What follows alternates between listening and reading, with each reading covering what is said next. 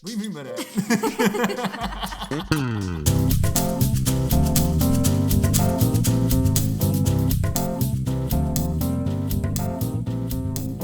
Hey, this is Jared. And I'm Jenna Lee, and this is... What do you mean by that? It's a podcast about two performers that just happen to be married. Ew. All right, well, today we are going to be on the topics of filmmaking and movies and what it's like acting in them. Now, both me and Jenna are very much theatrical performers, so we have not been in the industry of filmmaking very, very long at all. But I've gotten the pleasure of doing one proof of concept, so I can share my experience of that. And I know that, Jenna, you are going into filming for the next week in your movie. Can you tell us a little bit about that one? Yeah, in just a couple of days, I'm going to start shooting my movie Sanctus House. I'm very excited. I've been getting so much information lately. Like, our call times came out today, and when I saw that, I was like, oh, okay, this is happening. This is real. I need to pack tomorrow and get all that kind of stuff ready. But there are definitely a bunch of questions bouncing around in my head. And I mean, since you've done this more recently than I have, and you have more experience actually shooting a movie, then I've got a few questions for you. Okay, what are those questions? So first of all, I'm very used to the theater world where, you know, you show up and you're off book on the off book day. So I know I've been very in my head about making sure I'm prepared with learning my lines. How do you think for film it differs than theater as far as learning your lines goes? Well, first of all, in theater, I still have nightmares about not knowing anything on all stage. But in film, it actually, to me, it's a lot, I'm not going to say it's easier. It's more relaxing. It's more relaxed, and people are okay if you change it up a bit. Since that's really the only performance you'll be doing of that scene, you'll be doing that scene multiple times. That's important to keep the continuity up. But it's not like something you do, 30 to 100 plus times exactly the same way like you would in theater sometimes. So learning lines, what I usually did is before the film day, I would look on the call sheet and see what scenes we were filming and know that could ebb and flow, and we might, go over, we might not get to a specific scene. But I kind of just got used to those lines and everything. And plus, whenever they're setting up the different sets and setting up the different rooms with camera equipment, that's whenever you really can knock out a lot of those lines right before the scenes and kind of get a better feel for what your fellow actors in the scenes are going to do as well.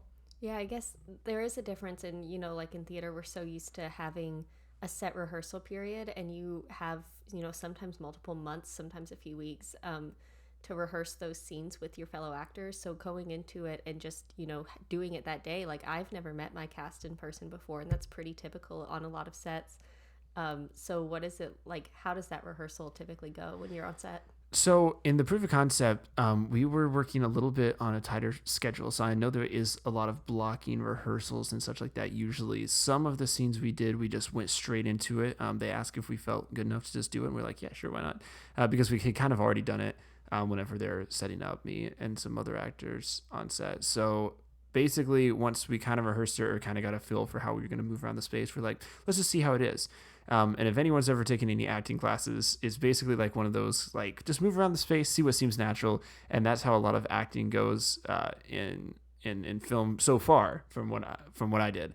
And as long as you stay within the box and, you make sure that you are in the right, camera angles that they want, and make sure you don't block off your face too many times or anything like that, you should be good to go. Now, I'm, when it comes to things being consistent and consistency, I can be a little bit nitpicky, and I like to, in movies, even nitpick when I see those differences and be like, oh, that didn't quite line up. But when you're actually shooting a movie, how in your head are you about like, oh, I did this take, I need to make sure I do that in the next take so they're all the same, or that it lines up if they use a cut that I might not know they're going to cut between angles or something like that? Yeah, that's one thing that I thought I was going to think about until it started happening. Then I was like, oh man, now I really have to think about it, because in the first take that you do, you don't really think about it at all, because you're like, oh, this is just, natural. This is how I naturally move. But then after that, it's like, oh, now I have to naturally move exactly how I naturally moved before and make it look as natural as the first time, even though now I'm meaning to do it, if that makes any sense. Yeah. So continuity definitely matters. I mean, we had some scenes where we were making sure like the same hair was tucked behind like one of the actresses' ears, or things like that, like small things that would seem very minor whenever you're actually filming it and doing multiple takes, but can stick out like a major sore thumb once it cuts to their face right after they just did something and now their hair is completely different. That's something I've definitely been thinking about because without spoiling too much about the film, there is a moment where my character has something kind of happen to them that it does matter the continuity. And I know with our specific schedule, how we're shooting, I'm going to go back and forth to before this thing happens and after this thing happens. And so I'm trying to make sure I'm very aware of like what part I'm at since we're jumping around and not necessarily going in chronological order of the script. Thankfully, I do have some aids, like my costume is slightly different from when we're before and after, so I'll have that visual reminder of, oh, this has already happened, I need to do this. But I'm definitely trying to be very aware of that as I go into this. Yeah, whenever we started the proof of concept for what I was filming, we started like right in the middle of what it would actually be. So I was in a hospital bed and I had just met some of the people I wasn't really even introduced to until we kind of started getting going into it. So I had like all this makeup on and I had like all these, IVs and ports and, pulse ox and all these, like heart monitor leads and everything strapped to me. And I was laying in this bed for a while whenever they were setting up, making sure all the angles were right. They had most of the stuff set up there before I even arrived that day, which is very nice. But I was just like, hey, how you doing, to these people that I was acting with? And then we just went straight into it and we did it over and over again. And what really helps, honestly, is it is weird jumping into a character right in the middle of a story. But even with some of the greatest actors, there's that period of like getting to know your character. And sometimes it's nice to have that getting to know your character whenever they've already gone through some things, because then I think it feels a lot more natural than starting from the beginning of a story and being like, okay, this person hasn't figured out their character yet, and then they slowly do. Then it kind of gets lost in the middle. If you've ever watched any movies, and there's sometimes right in the middle of the movie, it seems like the acting style is a little bit different. That's what I think is happening personally, is because that's where they probably started, or that's whenever they were getting into a character and they weren't maybe as invested. It doesn't happen often, but that's something that I definitely felt in my heart of hearts whenever I was there. I was thinking like, this is interesting starting in the middle, but I think it'll help flesh out all the other scenes, and this part in the middle will not stick out like a sore thumb, hopefully. Yeah, and for your character specifically, I know you had some really heavy scenes where your character was going through some pretty intense stuff. Was it hard for you to just jump into those scenes, or did they kind of help you ease into that a little bit? Yeah, so they gave me as much time as I wanted. They asked me how many breaks I needed or water, or if they could go and get anything for me. They were very, very nice and accommodating, which helped a ton. But yeah, it was really a mind space thing of they were making sure there wasn't like too many jokes being cracked or too much like giggling back and forth or whatever. I think the main thing that actually helped me was whenever I had to do a pretty heavier scene a couple times. I think we did it about 10 to 15 times, I want to say, maybe a little less than that. But it was a pretty long film day and everyone was getting pretty tired, so it was kind of getting more mellow. And it wasn't like a closed set, but so many people had left for the day, it kind of felt like a closed set. So it was pretty relaxing just to be really vulnerable and, get into like a kind of a spastic state, I guess I'll say. And it was really nice. I felt supported. They were all like, "You're doing really great. That really got to me," and everything. And like those little words of affirmation go a long way for sure. If you're doing it 10 times. Yeah. And you're like, because sometimes on a take, you'd be like, I just didn't feel that one.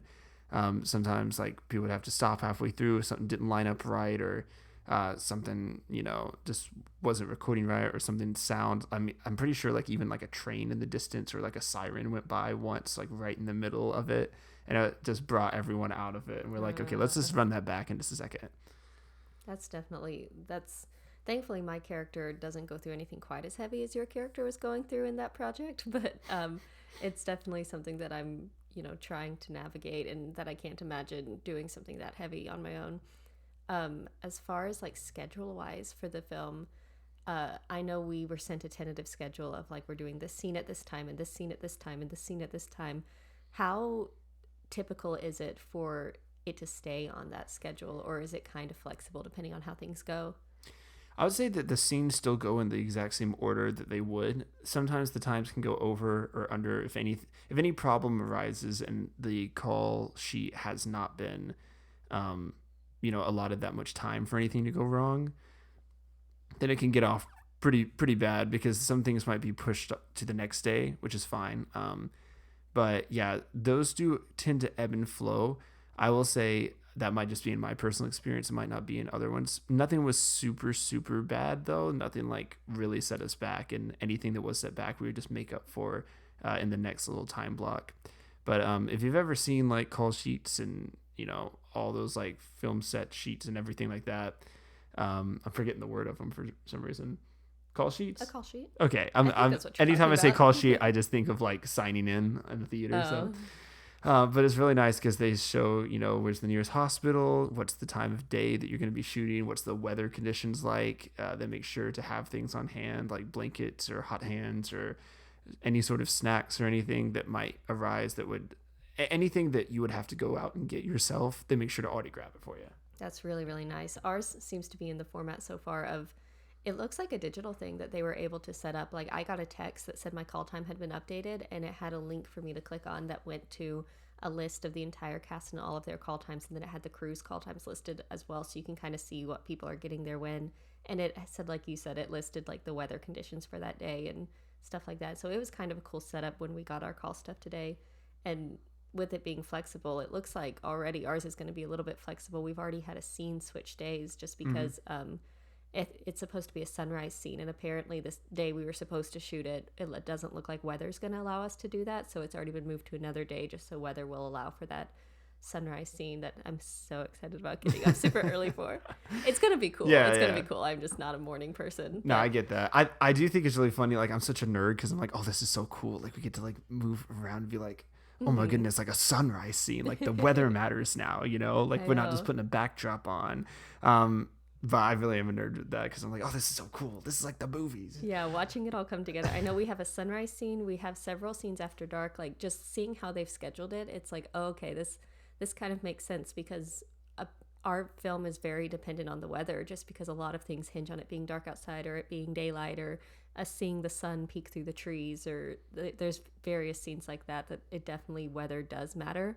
I know I even have a scene where I'm walking through the forest, and if it's raining that day, I don't know how that's going to work. That might get moved around. Add a cool effect.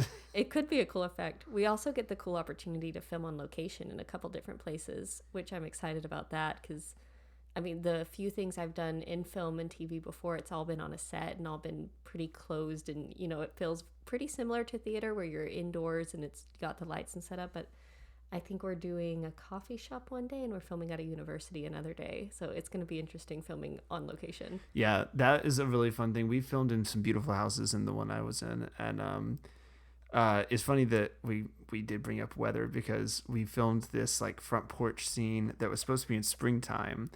And it was freezing cold outside. I mean, whenever I say it was freezing cold, freezing as in, I think like a half hour, maybe an hour after we were done filming that scene, snow started pouring down. And we were outside, me and this other actress I was working out, shivering, and I was like, she was great, but I was like shivering so bad. I was like clenching up trying not to shiver. I was making sure my hands weren't turning purple. Didn't you say she was in sandals too? Yeah. And then I was like in this like linen type, like, you know, like a springtime like button up shirt. Oh gosh. So but like, how'd you keep like your teeth from chattering while you were saying lines? A lot of like clenched jaw, like definitely very kind of stiff on my part at least. But our assistant director was like throwing a blanket at us, be like, "You good? You guys good? You all right?" And he would like wear the blanket in the meantime, so to keep it, you know, quote unquote, keep it warm or keep him warm. And they would just throw it at us whenever we were in between takes. Gosh. And some of the closer shots, we could like just have a blanket on our laps. So it was really funny. But yeah, I love how many things, like just like theater, so many things can go wrong as well. I mean, we had some set breaks and some unfortunate events happen, but it was a great time. I loved it. I loved every moment. I'm already like trying to anticipate moments in our script where it's like, one of my favorite thing about movies is the blooper reels. Yes. And I'm already like anticipating like, ooh, that seems like not that I'm ever going to try for something to happen. Like obviously I'm going to like say my lines and do my best, but like there are some things where it's like, oh, I could just see where something could happen here. I know I have to help carry someone at one point, and I am not the strongest individual ever. So I'm like, Oh, I hope I don't drop this poor person, or they film it in a way that looks like I'm carrying and I'm not actually doing that much work. Just get a crane or something to lift. Honestly.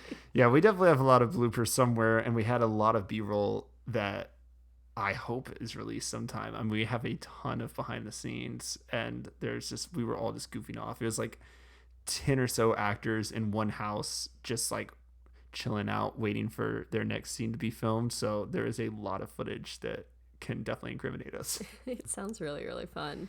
It was a lot of fun. Well, hey, best of luck going into next week for your film. Thank you. And we have a couple other projects on the horizon that we can always discuss at a later time. Well, and before we wrap up too much, where can they find your proof of concept that we've been talking about? Yeah, so I have a link tree posted on my Instagram page. It's at Jared Ivy, and you can look at it. It's called the Spiraling Proof of Concept video. We're currently getting funding to film in either fall or next year, and we have a couple of big name actors about to be attached to it. So I'm very excited. This sounds exciting.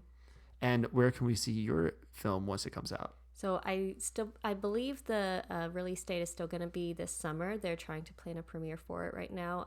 But once it is released, then I believe it's going to be on DVD, and it will also be on some streaming services. I'm not sure if they have which ones exactly worked out yet, though. See, it's going to be awesome. DVD. It just sounds so cool. The I'm little excited cover art. about it. I'm excited. Absolutely. And your film is based off of a book, right? It is. So if you want to go check it out and know anything about the story, the film is called Sanctus House. The book is available on Amazon. But yeah, it's a really cool story. It's very allegorical, very symbolic. It is horror, so if you're into that genre at all and want a nice little spooky story, it's right up your alley. But if you're not and you're a chicken like me, it's nothing. You're still going to be able to sleep at night. Oh, maybe. Yeah. Oh, hopefully. I definitely am a chicken I whenever did it get comes to horror. spooked when I read the script, and I thought, oh no. But it's going to be really good. It's not quite Stephen King, though. Not quite Stephen King. It is still a faith-based film, so it gets dark without going too dark. Well, for all you listeners out there, we would love to hear some comments about your favorite movies. I know we have a couple listeners that have been in short films or student films with me, maybe some with you as well, back in the day. Yeah. Maybe. Yeah. And also, if you're new here and you're just listening, make sure to check us out on @JaredandJenna over at Instagram. And if you're interested in getting into movies, then go join some acting classes, join some Facebook groups, go out there and audition, send in some self-tapes. Trust me, it is going to be the time of your life. Yeah, break a leg, guys. You've got this. Absolutely. Well, next week we will be back at you at Tuesday as well. And we are going to be talking about education in the musical theater, dance, and theater realm. So make sure to check us out then, okay? Yeah. Bye, guys.